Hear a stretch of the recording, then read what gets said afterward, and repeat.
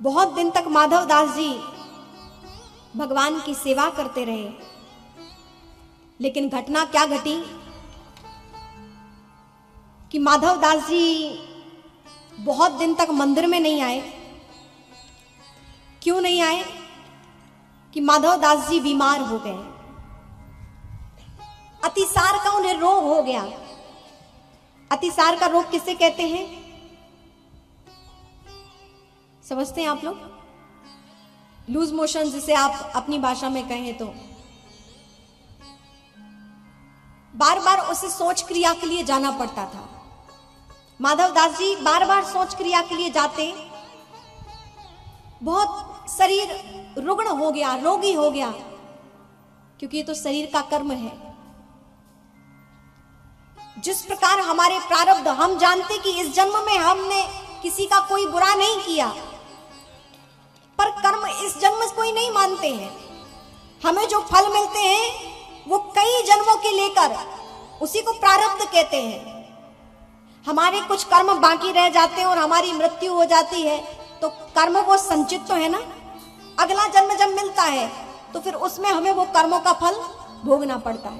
पूर्वकृत कर्मों को ही प्रारब्ध कहा जाता है, वही प्रारब्ध बनते हैं। तो कई जन्मों का जो फल होता है वो हमारे इस जीवन में आता है, हमारे समक्ष। बहुत से लोग कहते हैं ना कि इस जन्म में तो हमने किसी के साथ कोई बुरा नहीं किया, तो हमारे साथ ऐसा क्यों?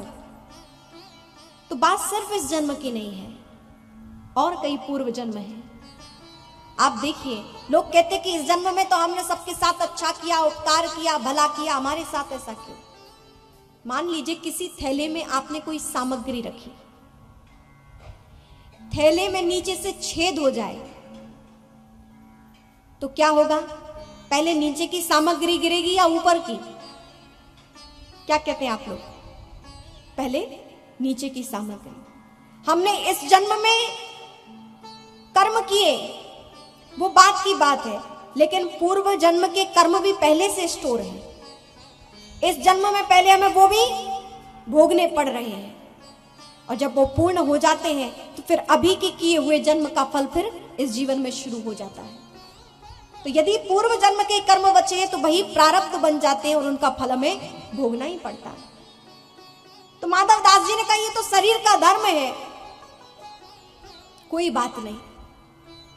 भगवान से शिकायत नहीं की कि हे भगवान, आपने हमें पीड़ा में कर दिया, कष्ट में कर दिया।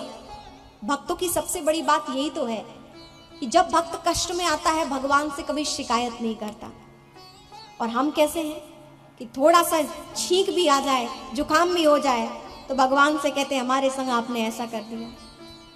हम थोड़ी बात पर भी भगवान से शिकायत करने बैठ जाते हैं। नहीं, भगवान से हम शिकायत ना करें, क्योंकि भगवान ने जितना हमें दे दिया उतना तो हमने कभी भगवान का धन्यवाद भी नहीं किया है। हे मालिक, मैंने सर कम झुकाया, तेरे एहसान बहुत है। मैंने सर कम झुकाया, तेरे एहसान बहुत है। भगवान ने कितना कुछ नहीं दिया। विचार कीजिए, किसी अंधे व्यक्ति के समक्ष, किसी सूरदास के समक्ष आप 5 करोड़ रुपए रख दीजिए, और जो आंख उसके पास नहीं है एक और वो आंख रख दीजिए, और आप सूरदास जी से कहो कि सूरदास जी आप ये 5 करोड़ रुपए लेंगे या एक आंख लेंगे? क्या चुनेंगे सूरदास जी? क्या कहते हैं आप सुरेश भैया? आंख चुनी जाएगी। आप देखिए कि आप तो कम से कम स्वस्थ है ना। हम देखें, हम किसी को देखकर ईर्ष्या में ना भरे कि उसको इतना दिया, उसको इतना दिया, हमें इतना क्यों दिया, हमें क्यों नहीं दिया। नहीं, जिसके पास जो है उसमें आप संतुष्ट रहिए, और संतुष्टि भगवान की कृपा है। होना भगवान की कृपा नहीं है कि आपके पास कितना है और क्या है। आपके जीवन में संतुष्टि है, ये भगवान की कृपा है। और संतुष्टि नहीं है तो सब कुछ होते हुए भी वह शून्य है। आप समझे कि कम से कम भगवान ने हमें दोनों आंखें तो दी हैं, दोनों हाथ तो सुरक्षित दिए हैं, दोनों पैर तो हमारे सुरक्षित हैं। हम अंधे, लंगड़े, लूले, बहरे ऐसे तो नहीं है। आप सबसे धनी अपने आप को समझिए कि आप स्वस्थ शरीर को भगवान की कृपा से प्राप्त किए हैं।